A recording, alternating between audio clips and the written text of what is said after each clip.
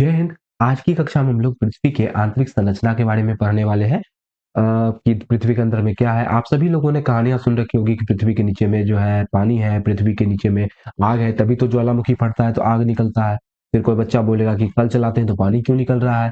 फिर कोई बोलेगा कि हमने तो कहानियां सुन रखी है कि वो जो 7 मुख वाला सांप होता है, शेषनाग जिसको बोलते हैं, उसके सर पे पृथ्वी डोल रही है, घूम रही है। तो क्या है, इसको बहुत अच्छे तरीके से समझेंगे, क्या मिथ है क्या सच्चाई है। बिल्कुल इसके आंतरिक संरचना को बहुत अच्छी तरीके से समझने वाले हैं हम लोग। मूवी की बात करें तो मूवी तो अलग ही चल रही है भैया। एक मूवी थी टूनफून की सुपर हीरो, उसमें पृथ्वी के नीचे में कार्टून है, कार्टून की अलग ही दुनिया चल रही है वहां तो। ठीक है, आज हम लोग ओरिजिनल में जानेंगे कि पृथ्वी की आंतरिक संरचना आखिर कैसी है। बहुत ही मजा आने वाला है, आप लोग अपने पृथ्वी को जानने वाले हैं।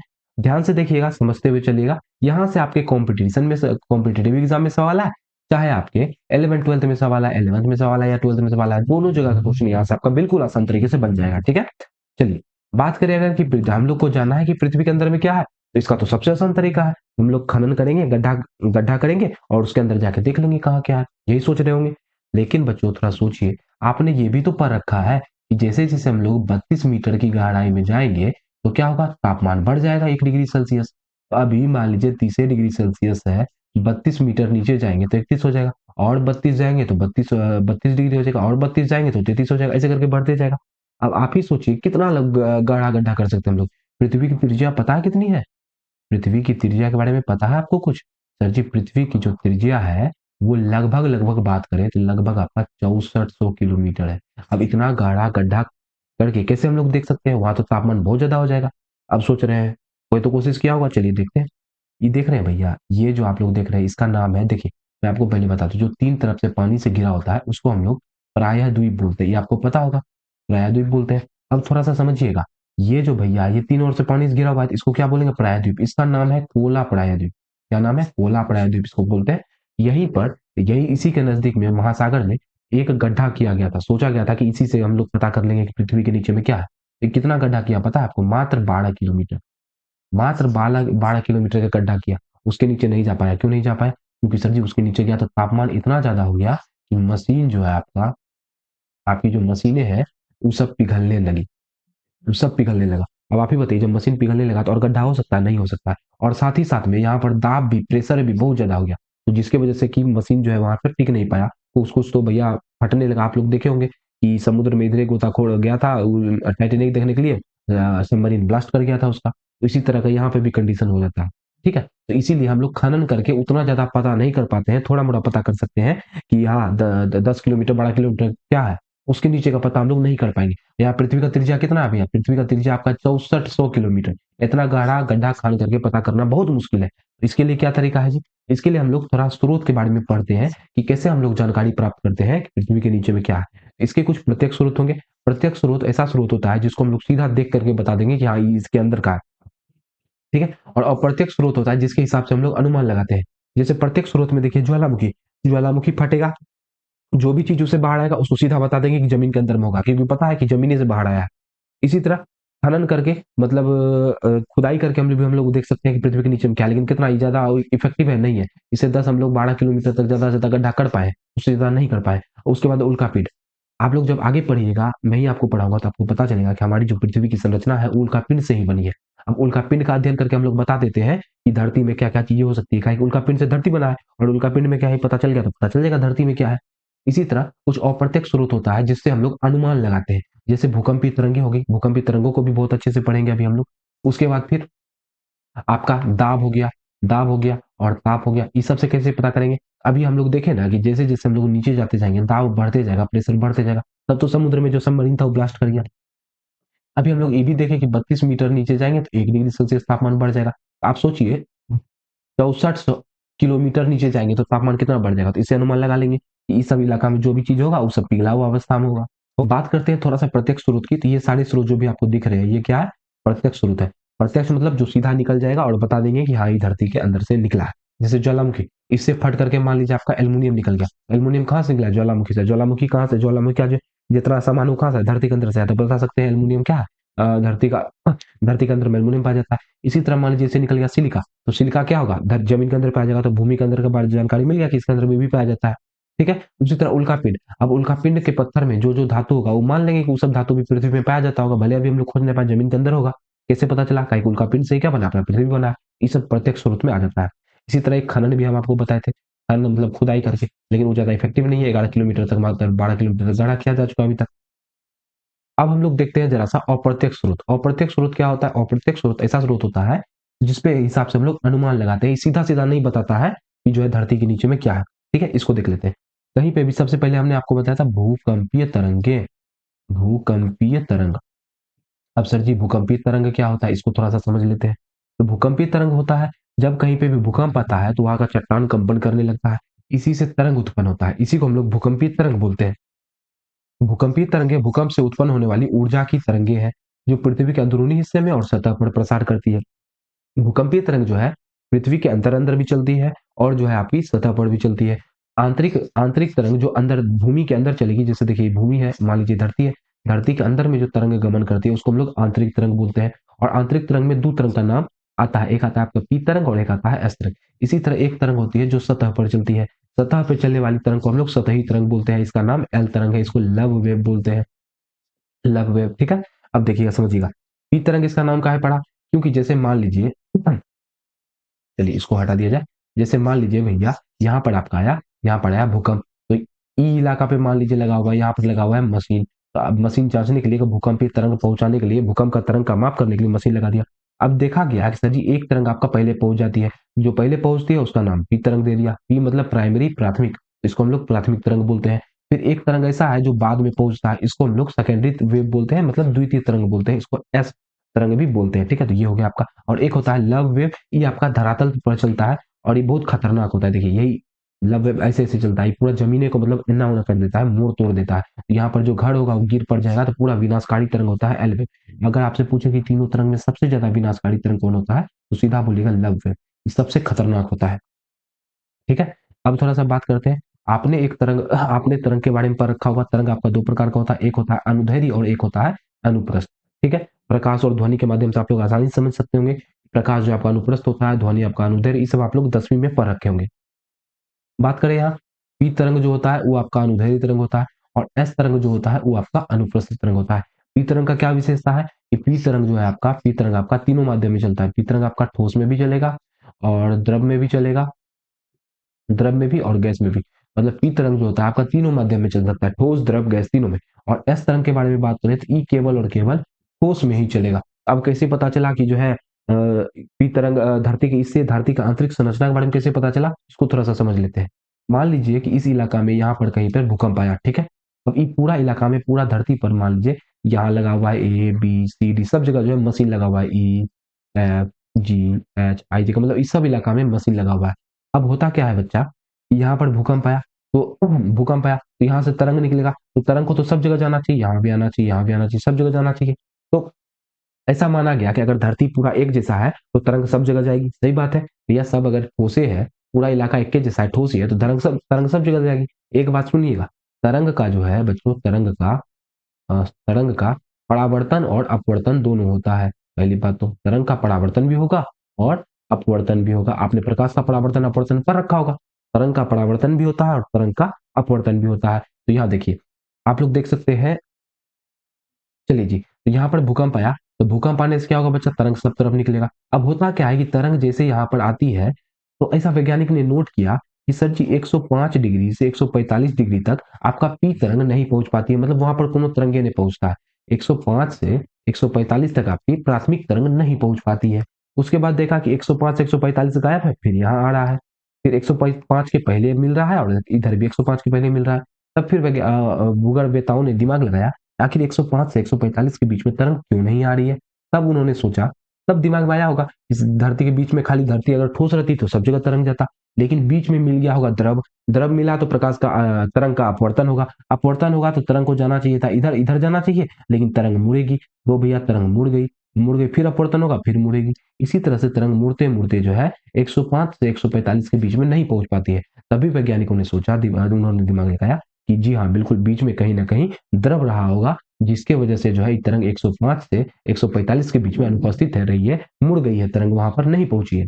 ठीक है? अगर बात करें एस तरंग की, तो ये सिर्फ ठोस में ही चलता है। तो देखिए, ये है एस तरंग, यहाँ पे भूकंप आया, एक तरंग इधर आया, ठीक है, बीच में मिल गया इसको क्या, द्रव, द्रव मिल गया तो इसके आर पार नहीं जा सकता है। तो एस तरंग कहाँ से 105 डिग्री से आगे नहीं जाता है, एस तरंग 105 से आगे नहीं जाता, याद रखिएगा। पहली बात, पी तरंग कहाँ से कहाँ तक, पी तरंग का छाया क्षेत्र, इसको बोलते हैं जहां तरंग नहीं पहुंच पाया उसको बोलते हैं छाया क्षेत्र। पी तरंग का छाया क्षेत्र कहाँ से कहाँ तक है, 105 से 145 तक। और एस तरंग का, भैया एस तरंग 105 के आगे जाता ही नहीं है, 105 से 105 तक इसका मतलब जो है छाया क्षेत्र मिलता है। ये देखिए एस तरंग छाया क्षेत्र लिखा हुआ है, ठीक है। तो ये सब आपको बेसिक नॉलेज है, ये सब आपको पता होना चाहिए, एग्जाम में पूछ सकता है ऑब्जेक्टिव में। चलिए, सबसे खतरनाक वेव वेव हम आपको बता ही दी। उसके बाद हम लोग देखते हैं, अब चलते हैं मेन मुद्दा पे, पृथ्वी की आंतरिक संरचना पे। तो लो भैया, पृथ्वी को हम लोग पीस के हिसाब से बांट लिए, देखते हैं। चलिए इसको हम लोग समझते हैं। देखिए, मान लीजिए ये है आपका पृथ्वी को हम लोग, ये पृथ्वी था, और पृथ्वी का हमने क्या किया, जैसे तरबूज को काट करके एक पीस निकाल लेते हैं ऐसे करके और देख लेते हैं तरबूज खराब है कि अच्छा है, इसी तरह पृथ्वी का एक हम लोग डायग्राम बनाते हैं और इसी से देख लेंगे पृथ्वी का एक पीस सोची काट के निकाल लिया, उसको देखेंगे कि इसके अंदर में क्या क्या चीजें होती है, ठीक है। चलिए शुरू करते हैं। तो पृथ्वी का सबसे ऊपर का जो परत होता है बच्चा, इसको हम लोग बोलते हैं क्रस्ट। क्या नाम है इसका, इसका नाम है क्रस्ट, ठीक है। फिर बीच वाला परत होता है, बीच में जो होता है इसको हम लोग बोलते हैं मेंटल। मेंटल मतलब पागल वाला मेंटल, ऐसा वाला बात नहीं है, ठीक है। और उसके नीचे में सबसे अंदर में जो होता है इसको हम लोग बोलते हैं क्रूड। तो पृथ्वी का 3 गो परत है, क्या क्या नाम है, क्रस्ट, मेंटल, क्रूड। अब इसी में थोड़ा मोड़ा उल्टा पुल्टा करके और परत भी बना दिया जाता है। जैसे देखिए क्रूड है, क्रूड में क्या होता है, ऊपर वाला भाग द्रव में होता है और भीतर में जाकर के ठोस हो जाता है, ठोस हो जाता है। इसका भी नाम दे दिया, इसको बोल दिया आपका, इसको बोल दिया आपका बाह्य क्रूड, बाह्य क्रूड। और ये जो जो ठोस हिस्सा होता है उसको हमने बोला आंतरिक क्रूड। क्या बोला, आंतरिक क्रूड। अब कहोगे कि सर जी, अभी तो हमने जाना कि जैसे जैसे हम लोग गहराई में जाएंगे तापमान बढ़ता जाएगा, और तापमान बढ़ता जाएगा तो सब चीज पिघलता जाएगा। तो नीचे वाला परत जो सबसे नीचे वाला है, जो सबसे गहराई में है, वो आप बोल रहे हो कि ठोस अवस्था में पाया जाता है, गलत पढ़ा रहे हो। नहीं नहीं, समझिएगा। देखिए, हमने आपको दो चीजें बताई, एक बताई कि जैसे जैसे हम लोग गहराई में जाएंगे तापमान बढ़ता जाएगा, लेकिन साथ में ये भी बताया कि जैसे जैसे हम लोग गहराई में जाएंगे प्रेशर भी बढ़ेगा, दाब भी बढ़ेगा। दाब जैसे जैसे हम लोग गहराई में जाते जाएंगे प्रेशर भी तो बढ़ेगा बच्चा। जब प्रेशर बढ़ेगा तो आप ही सोचिए कि द्रव का कण दूर दूर होता है, हल्का हल्का दूर दूर होता है, और ठोस का कण पूरा पास पास होता है कि नहीं होता है, ठोस का कण पास पास होता है। अगर द्रव का कण को भी हम लोग पास पास ले आए तो ये ठोस बन जाएगा, सीधी बात है। द्रव को अगर खूब ज्यादा दबाएंगे तो ठोस बन जाएगा, क्योंकि उसका कण जो है पास आ जाएगा। सेम चीज यहाँ पे भी हो रहा है। यहाँ पर इस वाले इलाका में प्रेशर बहुत ज्यादा हो गया, इतना ज्यादा प्रेशर हो गया है कि द्रव का जो है, द्रव पे बहुत ज्यादा बल लगा है, जिसकी वजह से द्रव किसमें परिवर्तित हो गया, ठोस में परिवर्तित हो गया। ऐसा ये वाला हिस्सा जो है सबसे अंदर वाला, ये क्रोड का हिस्सा है जिसको हम लोग आंतरिक क्रोड बोलते हैं। ये कैसा होता है, ये ठोस अवस्था में पाया जाता है। चलिए, अभी तक में हम लोग क्या क्या सीखे, अभी तक में हमने देखा कि पृथ्वी का 3 गो परत है। पृथ्वी का 3 परत का नाम आप लोग याद हो गया होगा आपको। सबसे ऊपर वाले परत को क्या बोलते हैं, सबसे ऊपर वाले परत को बोलते हैं क्रस्ट। उसके नीचे में जो परत होता है उसको बोलते हैं मेंटल, और सबसे नीचे में जो परत होता है इसको बोलते हैं क्रूड। क्रूड भी आपका दो हिस्सा में बटा होता है, आंतरिक क्रूड और बाह्य क्रूड। ये बाह्य क्रूड और आंतरिक क्रूड, ये वाला हिस्सा जिसको हम लोग आंतरिक क्रूड बोलते हैं, वो आपका ठोस में पाया जाता है, ठोस अवस्था में। अच्छा, हमने आपको बताया था पृथ्वी की त्रिज्या कितनी है, लगभग लगभग पृथ्वी की त्रिज्या कितनी है, लगभग लगभग 6400 किलोमीटर। लेकिन कोनो कोनो एग्जाम में एग्जैक्ट भी पूछ देता है, तो थोड़ा सा ध्यान रख लेंगे, 6378 किलोमीटर आपका इसका एग्जैक्ट है, ठीक है। और लगभग आप लोग 6400 याद रख लीजिएगा, कोई दिक्कत नहीं। तो समझिएगा, मेंटल का, ये मेंटल आपका कितना को है, यहां से लेके यहां तक, इसका जो सबसे ऊपरी परत है, ये भी थोड़ा मोड़ा ठोस अवस्था में पाया जाता है। इसको हम लोग बोलते हैं दुर्बलता मंडल। इसको क्या बोला जाता है, दुर्बलता मंडल, ठीक है। ये भी जो है ठोस अवस्था में ही पाया जाता है। अब समझिएगा, स्थल मंडल क्या होता है, स्थल मतलब होता है जमीन, है कि नहीं। स्थल मतलब क्या होता है जी, स्थल मतलब होता है आपका, स्थल मतलब होता है जमीन। अब स्थल मंडल किसको बोलेंगे, जहां जहां जमीन होगा, जहां जहां ठोस चीज होगा। अब आप सोचिए, क्रस्ट हो गया एक आपका, और एक आपका हो गया दुर्बलता मंडल। ये दोनों होता है ठोस अवस्था में। बाकी इसके नीचे जाइएगा तो यहां से लेके यहां तक ये होता है आपका द्रव अवस्था में, और द्रव के नीचे थोड़ा सा क्रोड का भी हिस्सा आपका ठोस अवस्था में हो जाता है। तो बात करेंगे तो ऊपर का जो आपका दो परत है, क्रस्ट और दुर्बलता मंडल, इन दोनों को मिला करके हम स्थल मंडल, क्या बोला जाता है, इन दोनों को मिला करके स्थल मंडल बोला जाता है, ठीक है। अब थोड़ा सा हम लोग इसके परत के बारे में जान लेते हैं। देखिए, हमने अभी तक जाना कि इसका 3, क्रस्ट, मेंटल और क्रोड को 2 हिस्सा में बांट दिया गया, बाह्य क्रोड और आंतरिक क्रोड, ठीक है जी। अब थोड़ा सा हम लोग इसके भूपटपटी के बारे में जान जाते हैं। मतलब इसके बीच के परत के बारे में जान जाते हैं, जैसे क्रस्ट और मेंटल के बीच के परत को क्या बोलते हैं, इसमें कौन सा धातु अधिक पाया जाता है, याद रखिएगा। भूपर्पटी जिसको हम लोग क्रस्ट बोलते हैं, स्पेस सीएल, याद रखने का तरीका क्रस्ट सीएल मेंटल सीमा क्रोडनीफे। आपसे पूछे कि भूपर्पटी में सबसे ज्यादा कौन कौन तत्व पाया जाता है, सिलिका और एल्युमिनियम पाया जाता है। इसी तरह क्रोड में सबसे ज्यादा कौन पाया जाता है, निफे है, तो निकेल और आपका आयरन पाया जाता है। इसी तरह सीमा में मेंटल में सीमा होता है, ठीक है, तो याद रखिए एसआई से सिलिकॉन होता है बच्चा, ध्यान रखिए। चलिए अब हम लोग समझते हैं कि थोड़ा सा दुर्बलता मंडल के बारे में जान जाते हैं। दुर्बलता मंडल का जो चौड़ाई होता है बच्चे, मोटाई होता है, वो लगभग लगभग 400 किलोमीटर होता है। और भूपर्पटी का जो चौड़ाई होता है, मोटाई होता है, वो 100 किलोमीटर तक होता है, ठीक है। हमने आपको बता दिया क्रस्ट और दुर्बलता मंडल का ऊपरी परत मिला करके हम लोग क्या बोलते हैं, इसको स्थल मंडल बोलते हैं। अब थोड़ा सा इतू सा चीज और बचा हुआ है, उसको थोड़ा सा पढ़ लेते हैं। बीच के परत के बारे में नाम जान लेते हैं, सीमा रेखा के बारे में थोड़ा सा जान लेते हैं, ठीक है। चलिए जी, तो समझिएगा, ये फिर से हमने बना दिया, ये बन गया आपका फिर तरबूज का फांक। ये लीजिए जी, ये बन गया आपका सबसे ऊपरी परत का नाम क्या होता है, क्रस्ट। फिर बीच पे एक परत होता है, इसका नाम क्या होता है, मेंटल। और सबसे नीचे में जो होता है इसको हम लोग बोलते हैं क्रोड। क्रोड भी दो तरह का होता है, एक होता है आपका बाह्य क्रोड, बाहर वाला को बोलते हैं बाह्य क्रोड, और अंदर वाला को बोलते हैं आंतरिक क्रोड। तो आप लोग कॉपी भी बना लेंगे तो याद रहेगा हमेशा के लिए, आंतरिक क्रोड। ये आपका ठोस अवस्था में होता है, मैं बार बार बता चुका हूँ। चलिए अब हम लोग बीच की परत में के बारे में जान लेते हैं। जैसे ये हो गया आपका क्रस्ट और मेंटल, इसके बीच में जो ये वाला लाइन बना है, इसका कुछ नाम दिया गया है, इसका नाम दिया गया है मोह असंगति। क्या नाम दिया गया है, मोह असंगति। तो आपसे पूछ दे कि क्रस्ट और मेंटल के सीमा रेखा का क्या नाम है, तो बोलेंगे मोह असंगति।